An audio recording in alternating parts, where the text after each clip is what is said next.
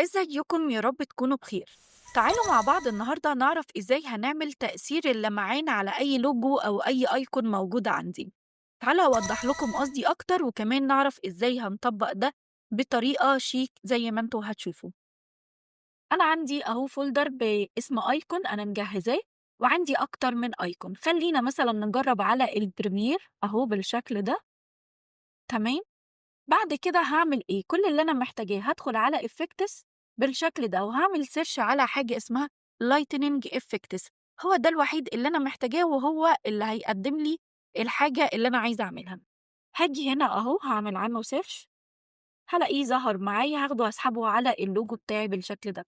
لو تلاحظوا زي ضاف لي كده إضاءة بسيطة هنا، بس مش دي الحاجة اللي إحنا محتاجينها.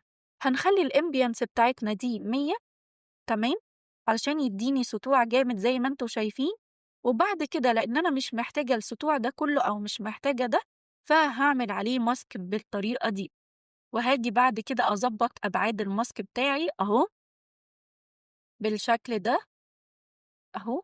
طبعًا ده زاهي أوي أو واضح أوي فأنا مش محتاجاه كده، فهاجي من الفيزر أهو وهاعمل كده، فهاضبّط الإضاءة بتاعتي بالشكل ده. فيزر طبعًا لغاية النتيجة اللي أنتم عايزينها، يعني مش هنحفظ رقم معيّن، النتيجة بتاعة السطوع اللي أنتم عايزينها اعملوها براحتكم.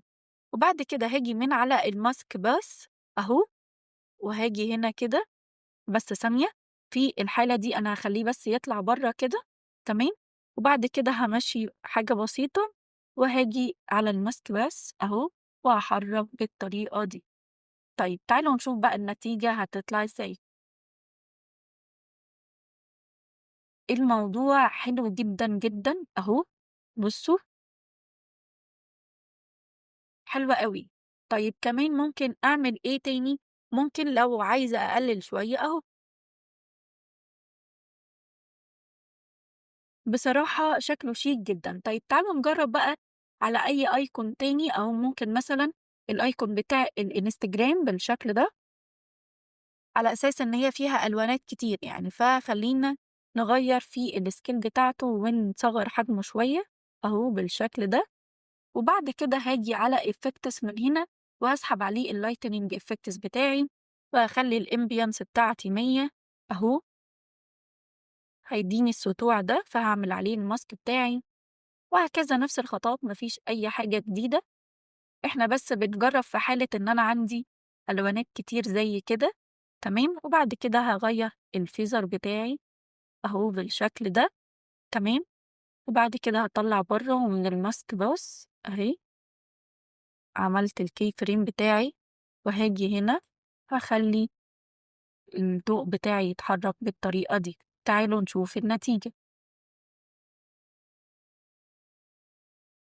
بجد زي ما أنتم شايفين أنا شخصيًا عاجبني أوي، وتقدروا تضيفوه عندكم على أي لوجو أو أيكون.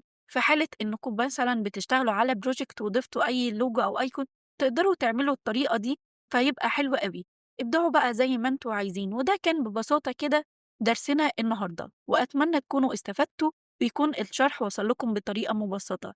ولو عجبكم الدرس ما تنسوش تعملوا لايك وسبسكرايب لو مش مشترك في القناة.